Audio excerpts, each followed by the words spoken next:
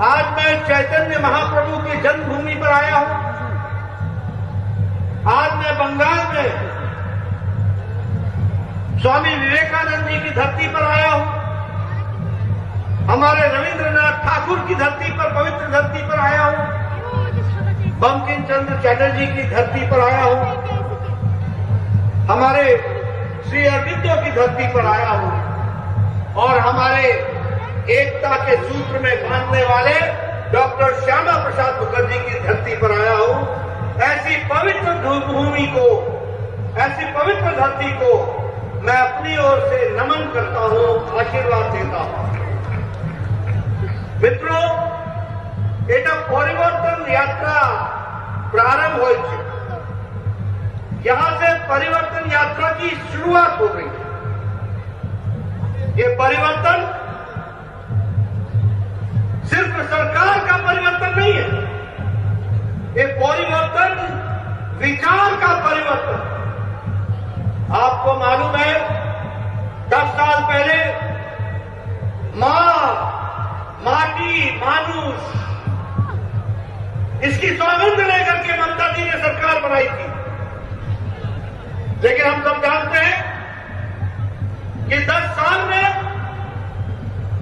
माता को लूटा गया,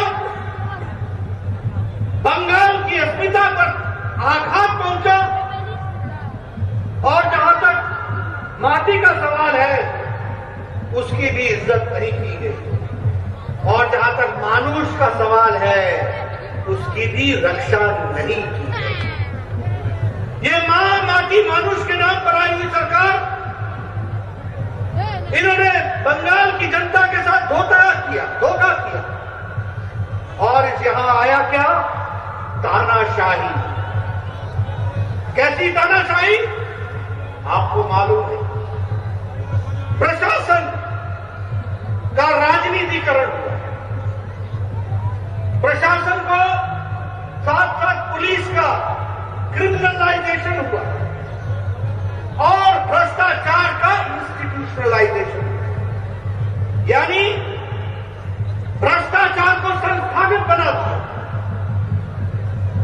प्रशासन का राजनीतिकरण कर दिया और पुलिस के साथ साथ उसका इस्तेमाल क्रिमिनल एक्टिविटी को बढ़ावा देने के लिए इस्तेमाल। और हम सब लोग जानते हैं कि यहां पर टोलाबाजी, तुष्टीकरण और तानाशाही, ये तीनों विराजमान रही है और इसीलिए भारतीय जनता पार्टी ने तय किया है कि परिवर्तन यात्रा के माध्यम से बंगाल की जनता को जगाएंगे, उनको बताएंगे और मुझे तो लगता है कि अब जगाने की जरूरत नहीं है, बंगाल की जनता जाग चुकी है। यह सामने हमको ये दृश्य दिख रहा है, मुझे ये दृश्य दिख रहा है। बंगाल की जनता ने तय कर लिया है। अभी 10 जनवरी को मैं आया था, कृषक सुरक्षा अभियान हमने चलाया, 40,000 से ज्यादा कृषक ग्राम सभा हुआ। आज मैं फिर एक ग्राम सभा में गया था, कृषक सहभाग किया, हजारों की संख्या में किसान आए थे। मैं उनकी सौगंध लेकर के कहता हूं कि यहां पर मोदी जी के नेतृत्व में जो किसान सम्मान निधि है वो आप तक पहुंचेगी, ममता जाएगी, कमल खिलेगा और यहां पर भी किसान का सम्मान होगा। इस बात को हमको समझना चाहिए। इसीलिए हम सब लोग जानते हैं, जब मैं श्यामा प्रसाद मुखर्जी की बात करता हूं तो मैं श्यामा प्रसाद मुखर्जी की बात इसलिए करता हूं कि उन्होंने नहीं सिर्फ बंगाल की रक्षा की। आप सबको मालूम है कि नेहरू के जमाने में बंगाल ईस्ट पाकिस्तान में जा रहा था, चला गया होता, ये बांग्लादेश के साथ मिल गया होता। ये श्यामा प्रसाद मुखर्जी थे जिन्होंने लड़ाई लड़ी और अगर पाकिस्तान के 2 हिस्से हुए तो भारत के अंदर बंगाल को बचाने का काम श्यामा प्रसाद मुखर्जी ने किया, यह हम सब लोग जानते हैं। और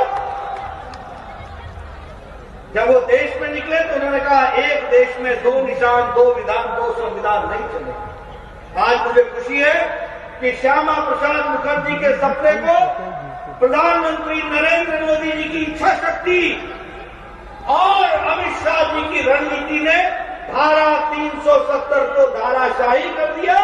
अब एक देश में एक विधान, एक संविधान, एक प्रधान हो रहा है। इस बात को हमको समझना चाहिए। इसलिए मित्रों, जब हम परिवर्तन यात्रा की बात करते हैं तो 5 स्थानों से परिवर्तन यात्रा। आयुष्मान भारत होवे ना, अरे आयुष्मान भारत 5 लाख रुपए का हेल्थ का कवरेज सालाना गरीब आदमी को। कौन है गरीब आदमी? रिक्शा वाला, ठेला वाला, फेड़ी वाला, रेड़ी वाला, ये गरीब आदमी। इनके बारे में चिंता करने की बात थी। इस चिंता को जब देखने की बारी आई, प्रधानमंत्री मोदी जी ने 50 करोड़ लोगों को आयुष्मान भारत की सुविधा देने का प्रयास किया। यहां भी 80 लाख और 1 करोड़ से ज्यादा लोगों को यह लाभ मिलता, लेकिन ममता जी ने नहीं है, ये आयुष्मान भारत नहीं दिया। मैं जानना चाहूंगा, परिवर्तन यात्रा में हमारे एक एक नेता बंगाल की जनता को बताएं, उनके स्वास्थ्य की चिंता मोदी जी ने की थी। ममता बीच में अड़ंगा बनकर के खड़ी रही। अब ममता जाएगी, अड़ंगा खत्म होगा, रास्ते का रोड़ा खत्म होगा और मोदी जी का आयुष्मान भारत सीधे सीधे बंगाल की जनता को मिलेगा। यह बात मैं आपके साथ कहना चाहता हूं। प्रधानमंत्री किसान सम्मान निधि, आज तक लगभग 70 लाख किसानों को यह पैसा मिल जाता। कितना मिलता? एक एक किसान को 14,000 रुपए मिलता। 1 साल का 6,000, 2 साल का 12,000 और इस साल 2021 की पहली किस्त 14,000 मिलना था 70 लाख किसानों को। ममता जी, चाइना होवे ना, यहां चाहिए नहीं, यहां होगा नहीं। अब ममता जी जाएंगी और सीधे सीधे 70 लाख किसानों को उनका अपना ये प्रधानमंत्री किसान सम्मान निधि उनको मिलेगी और उनके विकास में हम योगदान करेंगे। इस बात को हमको समझना चाहिए। यह है परिवर्तन, जिस परिवर्तन की हम बात कर रहे हैं। यह कैसी सरकार है? टोलाबाजी की सरकार, तानाशाही की सरकार। हमारे लगभग 130 लोग मारे गए हैं, 300 से ज्यादा लोगों पर अटैक हुआ है। यह कैसी सरकार है? इस सरकार को जाना होगा। और तो और छोड़िए, जब ये हमारे ऊपर अटैक कर सकते हैं तो मैं समझ सकता हूं कि साधारण आदमी की बंगाल में क्या हालत होगी। यहां की संस्कृति ममता जी आप नहीं संभाल सकोगी। इसकी संस्कृति की रक्षा करेंगे तो भारतीय जनता पार्टी के लोग करेंगे, यह हमको समझना चाहिए। आप तो जिस तरीके से मेरे नामों के आगे विशेषण लगाती हैं, वह बताता है कि आपकी खुद की संस्कृति क्या है। वो बताता है कि आपने बंगाल की संस्कृति का निरादर किया है। बंगाल की संस्कृति की रक्षा तो प्रधानमंत्री मोदी जी कर रहे हैं। जब सुभाष चंद्र बोस जी के जन्मदिन को जिस तरीके से मनाया जा रहा है, उनको याद किया जा रहा है। इतने साल आप कांग्रेस पार्टी में रही, इतने साल कांग्रेस पार्टी ने केंद्र में और यहां राज किया, कहां भूल गए थे सुभाष चंद्र बोस जी को? और अब क्यों याद आ रहा है? अब इसलिए याद आ रहा है क्योंकि प्रधानमंत्री मोदी जी ने याद किया है। इस बात को हमको समझना चाहिए।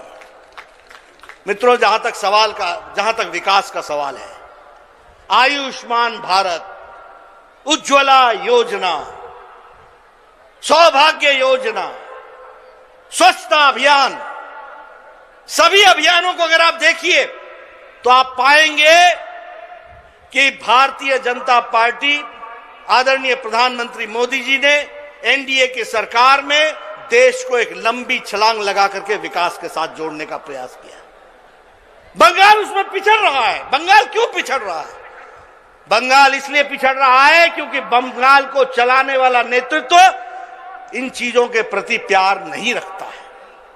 आज ममता जी मुख्यमंत्री हैं और वो महिला है, और सबसे ज्यादा महिलाओं की ट्रैफिकिंग बंगाल में हो रही है।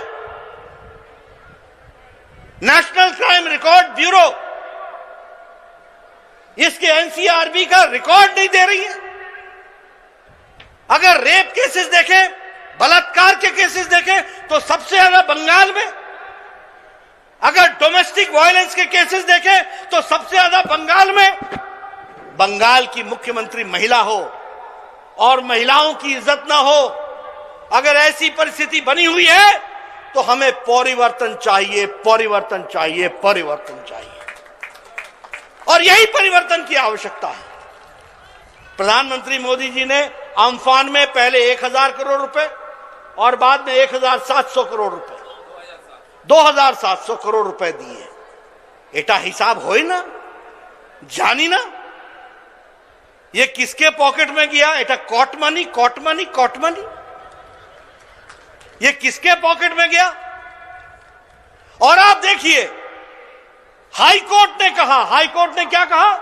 हाई कोर्ट ने कहा कि सीएजी, कंट्रोलर और ऑडिटर जनरल से इसकी ऑडिटिंग कराओ। मोदी जी का पैसा मोदी जी ने दिया बंगाल की जनता के लिए, अम्फान के रिलीफ के लिए। खा गए, अनाज खा गए, तिरपाल चोरी कर ली, सब कुछ कर लिया, कट मनी ले लिया, हिसाब किताब नहीं दिया। जब हाई कोर्ट ने ऑर्डर किया तो ममता जी सुप्रीम कोर्ट में चली गई हाई कोर्ट के ऑर्डर के खिलाफ। यानी प्रदेश का नेता ईमानदारी लाने के बजाय बेईमानी को प्रश्रय दे रहा है। मते ममता जी ऐतो भय कैनो, इतना भय क्यों लग रहा है? क्या गलती की है? क्या चोरी की है? क्या खाया है?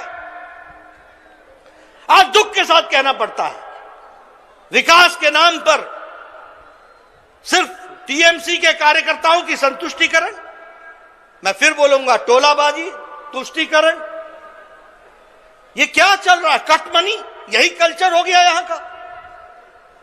प्रधानमंत्री मोदी जी ने 80 करोड़ की जनता को कोरोना के दौरान 5 किलो गेहूं, 5 किलो चावल और 1 किलो दाल प्रति व्यक्ति के हिसाब से दिया, 80 करोड़ की जनता को। लेकिन जब बंगाल की बात आई तो चावल कहां मिला? टीएमसी के कार्यकर्ताओं के घर में मिला। दाल कहां मिली? तो टीएमसी के घर के कार्यकर्ताओं के घर में मिली। ये क्या है? और ममता जी बोल रही है हमार शासन, हमार शासन। अपनी शासन जाएगा, आपका शासन जाएगा। अब भारतीय जनता पार्टी की सरकार बनेगी, कमल खिलेगा, बंगाल मुख्य धारा में शामिल होकर के आगे बढ़ेगा। इस बात को हमको समझना चाहिए और यही परिवर्तन यात्रा है। मुझे समझ में नहीं आता, हमने नारा नहीं लगाया, लोगों ने नारा लगाया जय श्री राम का। लेकिन जय श्री राम के नारे से इतनी नफरत क्यों? क्या दिक्कत है? क्या भारत की संस्कृति के साथ जुड़ना गलत है क्या? क्या अपने महापुरुषों को याद करना गलत है क्या?